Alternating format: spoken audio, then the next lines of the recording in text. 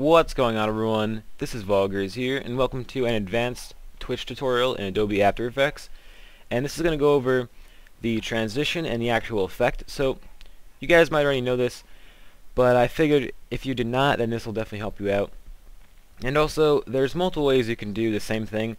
I'm actually going to show you guys a way that you start off in Vegas and render out a clip, and I'll explain that in just a second. I'm doing it right now. You'll render out the clip first in Vegas and then import it into After Effects. And that's the way I'm going to show you today, because I know a lot of you might be better at Vegas than you are at After Effects, so I think that it'll just help you guys out more. But if you want to do all of this in After Effects, it's depending on how familiar you are with After Effects, it can be either easier or harder. Really, all you have to do is just create a crossfade by keyframing the opacities and then pre-comping them, so that way you can apply Twitch to the actual layer itself, or both layers in one effect. So let me get something to drink and then I'll explain what I did. Okay, my microphone should be a little bit better because I just changed some of the settings. I realized I was recording at too low a volume, and then in Vegas when I was making the volume louder, that's why it was sounding a little more distorted. But first things first, I'm just going to save this. And it's not saving for some reason. Control S should save. Save as. I'll just save as Untitled Project. As you guys can see, I'm in Sony Vegas. You can do this in Final Cut or whatever. The main purpose that we're doing it in Vegas first is that way we can get separate files. Like right here I have fade and I have regular. This clip right here represents the fade and this is regular. So the reason why I called it fade was because I created a crossfade between two clips, and this is going to be our transition. Now this right here is just a regular clip, so you really don't have to render it separately. It just might be easier for some of you if you're not so familiar with the shortcuts in After Effects. It might just be easier to render out the clip prior. So for a lot of you, if you're working on something in Sony Vegas, so that's mainly where you work out of, then this is probably going to be the way that you're doing it, because if you think about it, like if you want to do a transition between a clip and another clip, it only makes sense that if you're working in Vegas to just keep it in Vegas. So to follow along with this tutorial, you can just do that, or you can go off and do your own way, but this is the way I'm showing you. So just render out, get two clips, render them out so that way there's a crossfade that takes probably about, let's see, 5 seconds. This is about 2 seconds, 2.5 seconds, and you just want to make a crossfade, and then this clip right here can just be regular. So what I'm going to do now is I'm going to import these clips into After Effects. I hate how my computer is like slow when I import, like when I use After Effects when I record, just because, well, I'm recording at 1080, and After Effects in Vegas I set them so that way they'll use a lot of my processing power, that way I can render faster. But only downside of that is that my computer runs a little bit slower whenever I'm recording. Anyway, regardless of that, what you want to do now is I'm gonna drag in regular, because that is the longer clip, and this is just the clip right here. You can RAM preview by hitting 0 on the keyboard, or on the numpad actually, but that's not necessary. What we're going to do is we're going to apply the effect Twitch. Now you might know it, might not know it.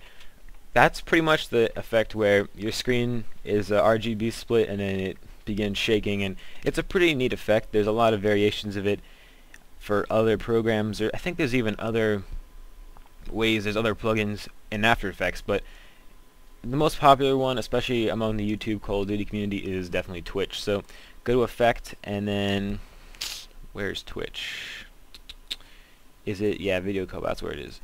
Then click on Twitch. Now, to start off, you're going to get Amount and Speed. You're going to get these two dials right here.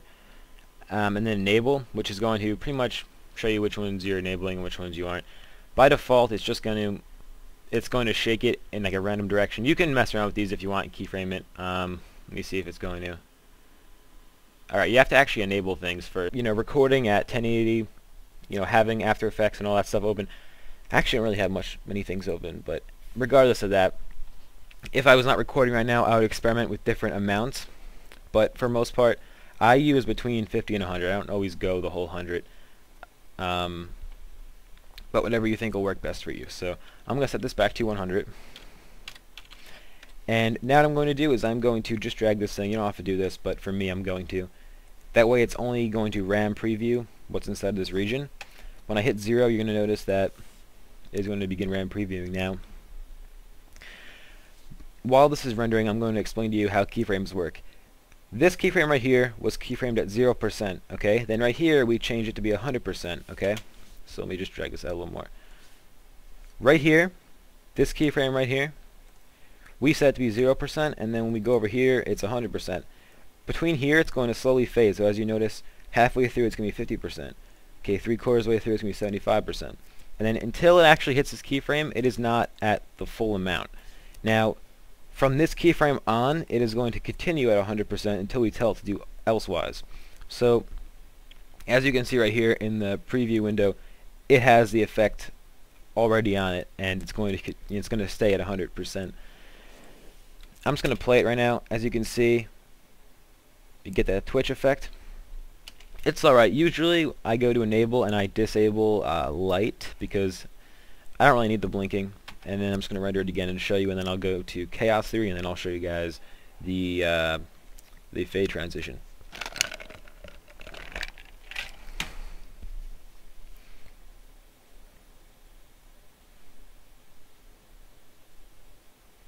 Alright, now when I play it, you're going to notice that there's still going to be a light there. It's just how the program works. There's always that little light in the back, but it's not going to be as noticeable, and it's going to look a little better. So there you go. That's the basic Twitch. I'm just going to try, just for fun, I'm going to put this up to 250 and just see what it's like, and then put it back down. I'm going to keyframe it here, and then right here I'll put it back down to 0. Just see what this looks like. And then also try applying a color correction. This will look really nice. Apply a contrast to it, give it some levels, because this will look really neat when you have the levels on there. It'll just look really nice. This clip was actually a clip from a contest that I was going to join. I do a lot of like mini edits, just for fun. But it was like Gotar, I think that's the name, and it was a contest. It was one of his clips. So as you can see right here, I can't really display actually what it can do because I don't have a song. This definitely syncs very well with songs. You'll notice a lot of my older montages have this. Even a lot of my newer ones do too. But it's a really nice effect, and you can use it even in slow-paced montages. Like Infinite has a little bit of this in there. Infinite, pretty much all it has is color. Right here, color. You can click color on. Everything else is off, I believe, which is the RGB split. Now what I'm going to show you guys how to do is Chaos Theory. So I'm just going to move this over to the side, right here, and do another Twitch. Go to Effect, Video Copilot, and Twitch. Now under Twitch 2, what I'm going to do is I'm going to do Chaos Theory. So right here, and off the bat, I'm just going to click on click the down arrow on Twitch 2. Go to Amount, keyframe it at 0, and then go to a couple seconds in, and then keyframe it at 100. And I did speed at 100, not amount. Let me go back and do that. Now when I RAM preview it, you'll notice that this actually looks really, really neat. I really do like this effect. It's a little bit hard to actually sync to because the screen shakes aren't always predictable, but definitely, as you guys can see, if you have like a really nice let's see, like DMB song or even a dubstep song, this will be a really nice effect to add along with that.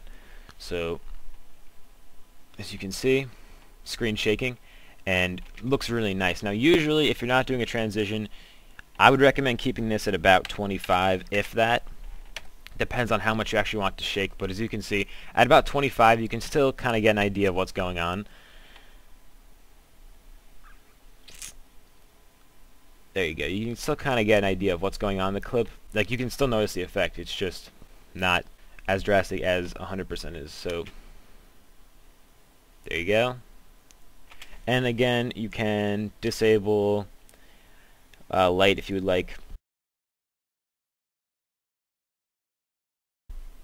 I'm going to render this out for the beginning of this tutorial, that way you guys can see it. And now I'm going to import my other clip called Fade. So actually it's already here. So Fade, and right here, Fade is on top. I'm going to find the spot where the clip begins fading.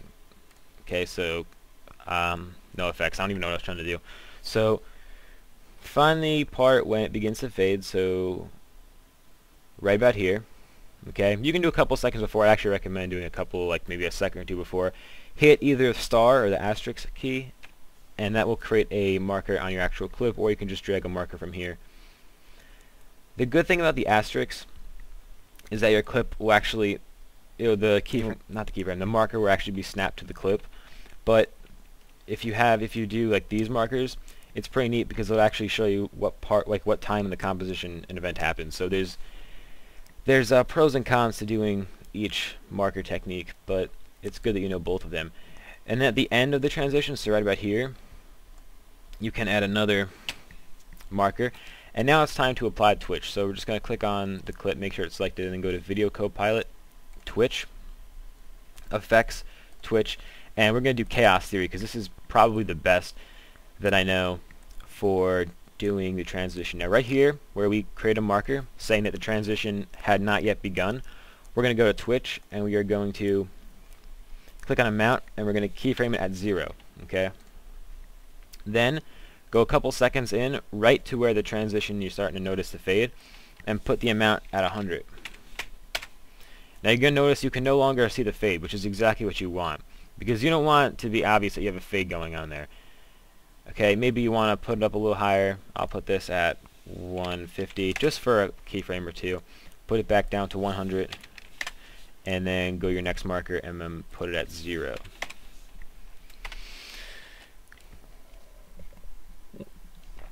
Now I'm just going to render this whole entire clip out, and then this tutorial is over. So when I mentioned this was an advanced tutorial, I didn't really mean that it was anything crazy. It's actually really simple. It's just a lot of people, or at least me, because I don't know, I figure out a lot of the effects myself. I know you might like think that I take effects from other people. I like notice effects. Like, I believe it or not, on some days I used to just, here's the effect, just in case you're wondering. As you can see, it's a transition between the two clips. With a nice dubstep song, it would look a lot more natural, but for now, because it's just me talking behind it, it's not so natural. But I'm sure you guys have all seen this effect. I used to just, when I was like learning After Effects, I would just mess around with all of the effects that were available to me. I would just go to the effects tab and just try out every single effect, and that's how I figured out a lot of the effects I know today. I didn't use a lot of them just because, especially with montages, I was pressed for time. I wasn't sure if it was going to look right, so I just kind of stuck to my comfort zone. But, I don't necessarily remember all of them by name, but I do know a majority of, I don't want to say all of them, but I do know a lot of the effects that are available in After Effects. And I'm going to start using them more and more. But yeah, so that's Twitch. I didn't really do a tutorial on it because I thought that was going to be really popular, or I thought that the effect was popular and that no one was going to actually watch it because everyone already knew how to do it. But someone requested it. I've been meaning to do it for a while, and I haven't done tutorials like this in a while. It's all been Tip Tuesday, and I apologize if you don't like that. I'll do more of these if you guys enjoy them. It's just I kind of ran out of ideas, and there's little things, and then there's like really long things that I can do. So the little things would be Tip Tuesday, and the really long things are just like 30-minute tutorials that are unnecessary, but yet they're helpful. So thanks for watching this tutorial. You can leave a like, favorite, all that great stuff. That'd be awesome. Thanks for watching, and have a great day.